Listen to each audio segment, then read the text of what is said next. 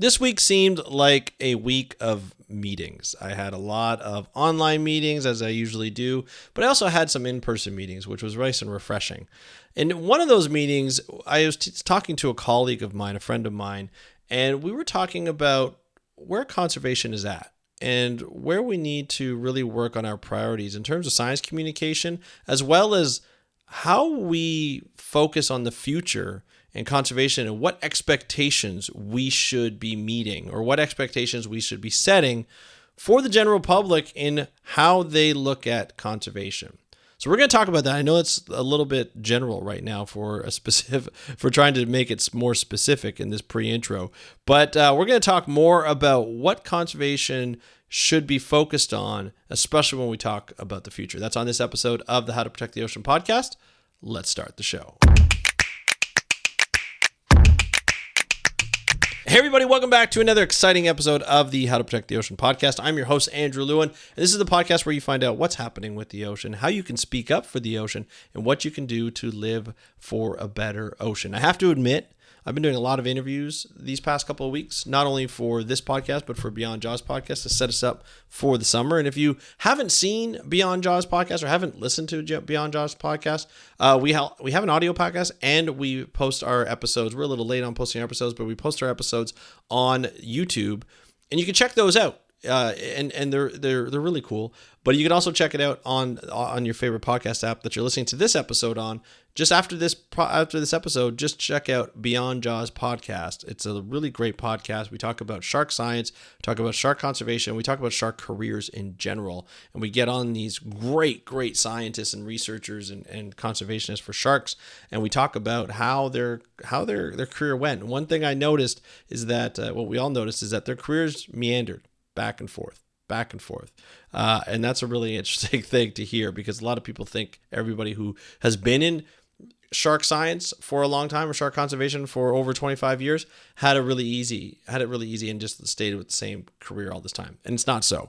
It's still a difficult thing to do, but you're not always going to be in sharks. Sometimes you're in fishery science, sometimes you're in policy and a different kind of policy, and it's all over the place. But check it out, Beyond Jaws podcast. I'll put the link in the show notes so you can check that out. But that's your advertisement for today. But let's get into the episode, because I was a little bit just not very specific. By the way, I'm very tired as I do this the night before I publish this. I've been doing interviews, as I mentioned before.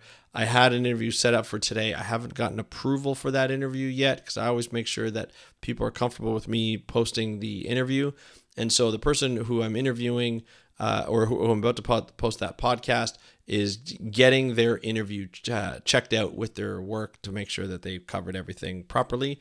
So we're going to have to wait on that for a little bit. But regardless, I've got an episode for you today because it's something that I've been thinking about for a long time.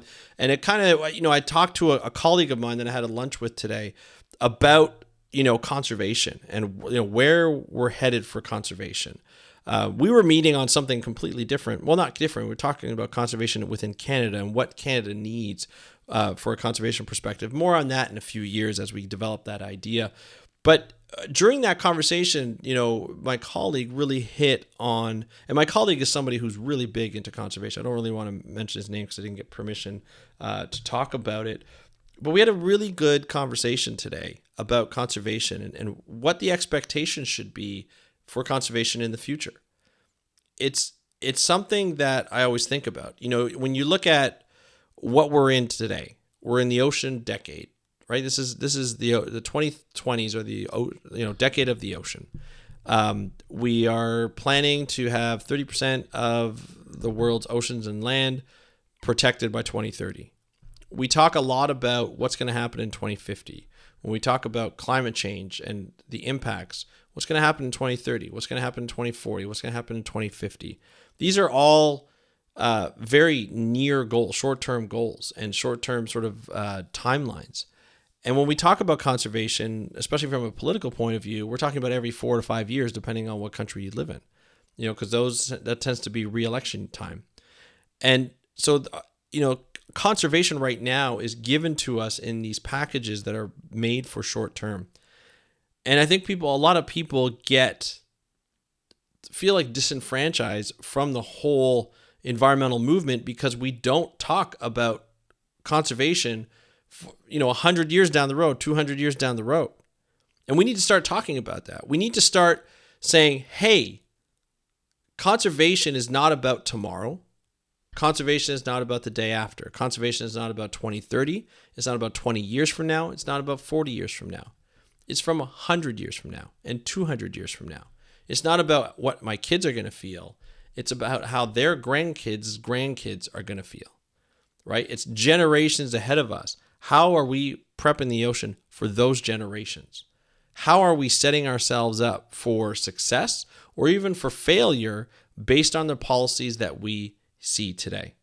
There are a lot of people that I talk to, friends, colleagues, parents, and so forth, that are, when they talk about climate change, some of them are still in denial.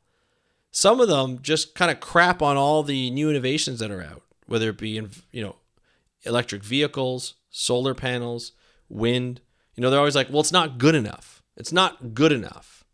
We need to do better, and there's no point in doing this because it's not good enough. And I always say to them, I'm just like, hold on a second here. It's not good enough because we haven't invested enough in it, but it's going to get better. Let's be honest. The first gas-powered car was probably not very environmentally friendly compared to the ones that we have today. They're probably better, and that was through learning and regulations and so forth. But we learned and we got better. We got more efficient. Now we're on to electric vehicles, right? And potentially other types of vehicles that will come in the future that are more renewable and more sustainable. We have these batteries that are lithium-based that have cobalt in them. And we know that, the cobalt mines right now can be horrible. We know that lithium batteries, the disposal is really difficult. But we know that there are new batteries on the way that don't even use lithium. Once we get past the lithium-ion battery, we are set.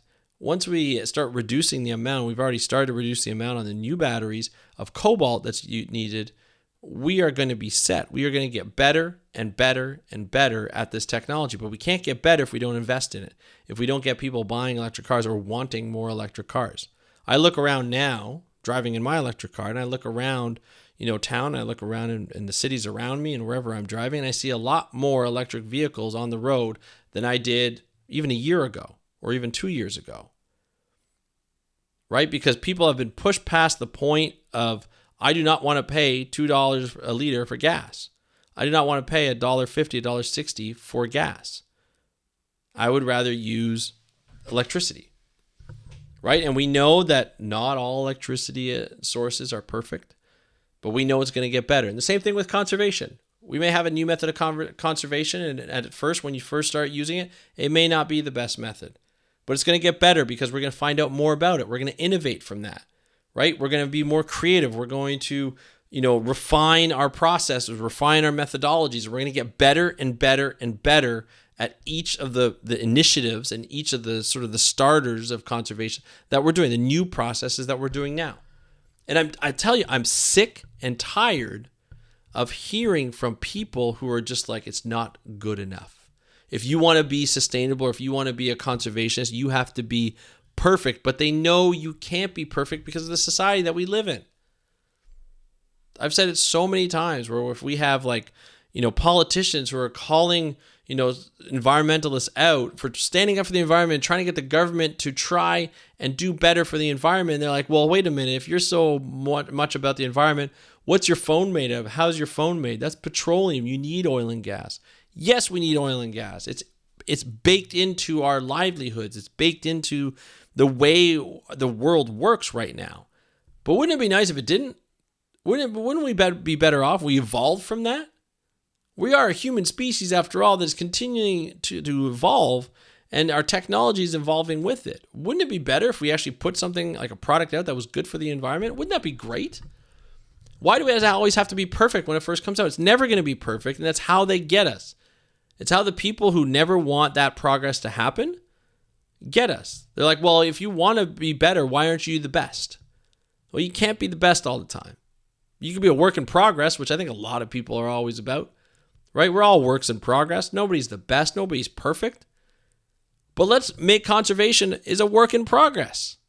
And we are progressing and we are getting better at it, but we need to believe that we're getting better at it. We need to be shown that we're getting better at it, not always just crapping on these technologies that may or may not be perfect. When was the last time you heard about the amount of percentages of renewable energies that each country uses, or your own country uses? I bet you it's higher than you think, right? When was the last time you heard of how much money we've invested as a country, whether it be Canada, US, anywhere you're listening to this in your country?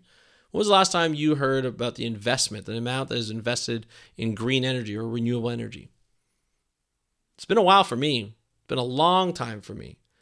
But you have the opposition, doesn't matter the political party or anything like that. You have these opposition voices coming out and just crapping on the technology. While the technology is still working in the background, they know full well they're not stopping it, but they're talking like it's the worst thing ever.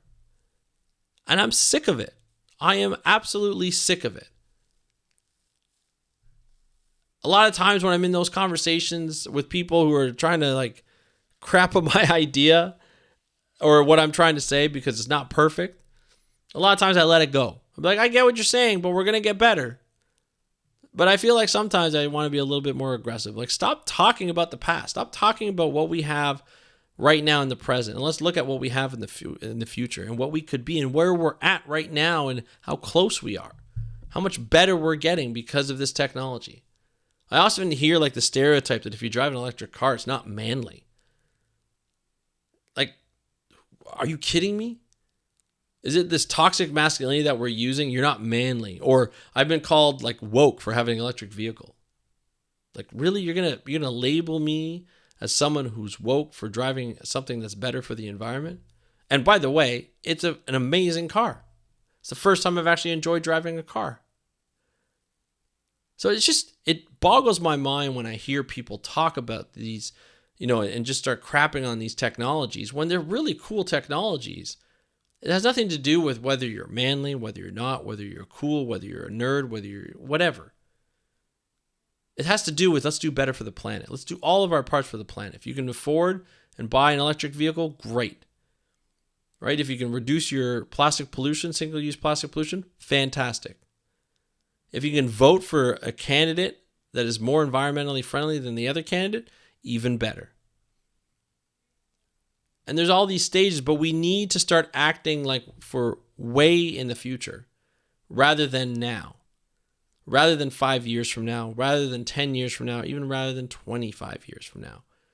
It has to be way in the future, because if we have that visibility, then we're going to start acting a lot faster on things like climate change and marine pollution and overfishing.